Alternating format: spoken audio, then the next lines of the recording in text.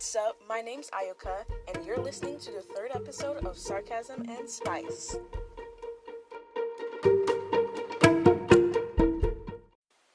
TikTok is the best and the most toxic social media. Let me tell you why. So it literally went from Vine and Musical.ly, and I gotta admit, Musical.ly was kind of cringy, and Vine, I never really got it. I didn't get that type of humor. And then it was TikTok, and TikTok became huge. Everything just blew up. But here's the problem with it.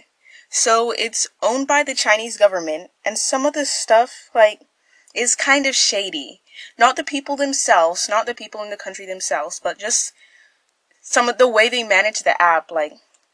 Some of it is a little shady. For example, whenever there was blatant racism on the app, and some TikTokers were speaking out about it, they got silenced or banned from posting and going live for no reason. I remember whenever some TikTokers were speaking out about activism and racism that's happening on the app, and they were posting TikToks about that, their videos would get banned and taken down.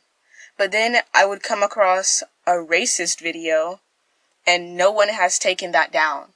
It's still up there. I'm like, what? And plus, why are you taking down videos of people speaking out about racism? Why are you trying to silence their voice? It makes no sense. I mean, they're just trying to speak out and spread awareness. But then, whenever there's blatant racism, sexism, and xenophobia, basically every type, which there is a lot of on TikTok, why do I even have to come across videos like that? They shouldn't be there in the first place. Someone should take it down before it blows up and it goes on my For You page. Why do I have to come across that? And it seems as if there can't be a single trend on TikTok without it becoming racist. The How's My Form trends, you already know that one. If you remember that one college couple that got kicked out of college for that trend where you make someone and you pour little cups of water into the sink? That one, yeah, they did a very racist recreation of that. And then also even those mean fairy comments that were literally just lighthearted jabs and jokes, even those became racist. Really, you people can't have a single trend without making it racist. Chill. And then going back to that college couple that did a very racist trend and TikTok, and what goes through your mind when you post these things? You have the idea, you make it, you remake it, and then it's in your drafts, and then you make the decision to press publish. But I've noticed that TikTok, it's the easiest app to blow up on. And people, they'll do anything to blow up. And many of the times, the easiest way to blow up is by doing racist stuff. Or really any other type of offensive or disturbing content. You'll get a real reaction out of your audience. People will be sharing that, duetting it. Usually it's not necessarily a positive reaction. Usually it's very negative. But you'll still blow up. So they just want the shock factor. People are shocked, and then it just gets bigger, and that video gets bigger, and they blow up. That's why TikTok is really one of the easiest apps to blow up on, because most people spend their time on the For You page, and really anyone can get big on TikTok. Whenever they'll do something racist in their career, or they get kicked out of college for doing it, they try to be oh, it wasn't my fault. This is an overreaction. They try to just make up excuses, and it's you were the one that posted that. No one forced you to do that. You were the one that actually made a decision to do that. And then also, that kind of brings me to this topic, whenever people duet racist videos to try to say, this is wrong, don't do this, why are you doing that, to be activists, you're just bringing more attention to the video, and you're actually giving them what they want. They want to blow up. And that's how they do it. They'll do anything for clout. The best thing you can do, just report the video. And sometimes it is good that you spread awareness and report it and do all that and speak out against it. But then again, sometimes you should just report the video. Don't give them what they want. They just want the clout. Just report the video and move on. Or you could send their video to Black Twitter and someone can find their address and have a little talk with them. But you didn't hear that from me. Also, something else I wanted to talk about was like cancel culture. People, they'll have like some racist tweet will resurface from the past and they'll just make excuses about it. And at the same time, you shouldn't always just be canceling people because you don't know the full story. You don't know how they were. People can grow and change. But then at the same time, I'm a teenager and I know not to be racist. So how did these people that when they were 23 or whatever, how were they being racist? Like, what? And people will try to say, oh, I was so young. I didn't know better then. Give me some slack. You guys are so mad. They just try to use their age as an excuse. They're like, I'm so young. I didn't know better. But really, it's like, how did you not know better? I mean, I'm a teenager. I know better. But then again, you don't know what situations people grew up in. You know, they might have lived with racist parents or something and they just grew up with that attitude. I'd also like to point out how cancel culture, it has the potential to make a change, like for the better, I guess. But it really doesn't, and it can be detrimental whenever you're just canceling people over the smallest, silliest things, or whenever you say you're going to cancel people. Exhibit A, Shane Dawson. Exhibit B, Jeffree Stars. Exhibit C, Lovely Peaches, and you don't actually cancel them.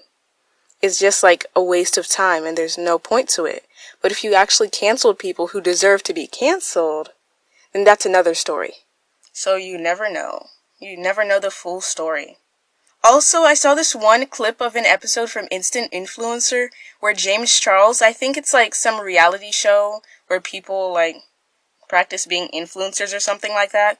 James Charles, he made the contestants do an apology video. Oh my gosh, I was laughing at that because you know these influencers, these YouTubers, they cannot last 2 seconds without getting into some sort of scandal or drama. They're always at it.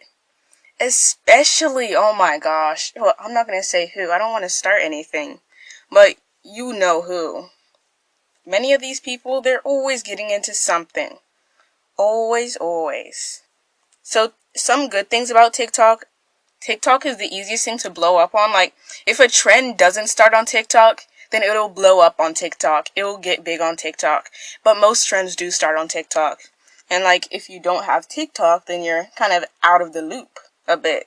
And so many songs and artists blew up on there. Like, Doja Cat, Megan Thee Stallion, her song Savage. Oh my gosh, that was huge. And Captain Hook too. Oh yeah, Charli D'Amelio, didn't she get like millions of followers in a few months? That was, oh my gosh. And personally, I don't really see anything special about her, but then I don't see why people are hating on her. And then there's the Renegade and the Box. All those songs, oh my gosh. There's so many more I could list, but I can't list them off the top of my head right now. And then also something else I appreciate is how like some people, they use the platform for activism to talk about feminism and spread awareness to issues. Like social media can literally be such a powerful tool in like giving people justice. Like remember the murder of Ahmaud Arbery? He was a black man that was jogging and then 2 white men, a father and son duo, killed him. For no reason. They just shot and killed him. And then his murderers had been walking around free. And they had not been arrested for, I don't know how many months it was, but I think it was like February or something. Around that time. But then on social media, I started seeing all these posts about Ahmaud Arbery. A bunch of posts. And then suddenly, like everyone was spreading awareness about it. Everyone was talking. And then suddenly, his killers were arrested and charged with murder. So social media really can be a powerful tool. My only problem is, like, why were they arrested so late? Why did it take so long for them to arrest? There's literally video evidence. But then again, this is America. Not that I don't love my country, but there are some things that could be improved. Lots of things. And also, it really seems like people try to find any reason to just hate on girls, like, on that app, too. Because I remember Visco girls that, okay, I've got to admit, it was very annoying, all that, and I oop, like, can you please shut up? I don't care. But then at the same, and all those oversized t-shirts and scrunchies, it was really annoying. But then people just started hating on them.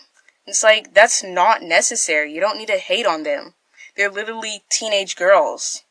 I don't see the need for some 40-year-old man to be duetting their videos and hating. And then also, like, whenever Charli D'Amelio blew up, like, people were hating on her so much for no reason at all. Y'all are just looking for any reason to hate. And then also, oh yeah, relatable YouTubers. Personally, like, all those YouTubers that, it seems like the YouTubers that really seem to blow up are the ones that are, like, relatable. You can probably list a few off your head. Yeah, but, like, to me, I don't really like those relatable YouTubers with, like, millions of followers. I personally don't like them. Their videos, like, they're just not my style, and it doesn't seem like that relatable to just have, like, millions of followers. But then I guess I appreciate how they try to, like, keep in touch with their audience or whatever. But I don't really like all those jump cuts. Like, some people's editing style on YouTube, they just zoom in for no reason, and it's like, you have no actual personality. Your personality is literally your editing style. What are you doing? If they didn't edit like that, no one would watch their videos. They are flavorless. Flavor non-existent. And also something else about relatability, it seems like people, they're talking about mental, like, depression and anxiety a lot to try and seem relatable and, like, they have problems too. I guess it's good, like, to remove the stigma and be, like, more open talking about your mental health. But at the same time, this is the reason why some people, like, adults and stuff, wouldn't take kids and teenagers seriously, because they just, like, make it a joke and try to make it trendy to have depression and anxiety, other stuff, and then whenever people actually have that, they aren't taken seriously. So that's kind of a bit of a problem. Is there anything else I wanted to talk about?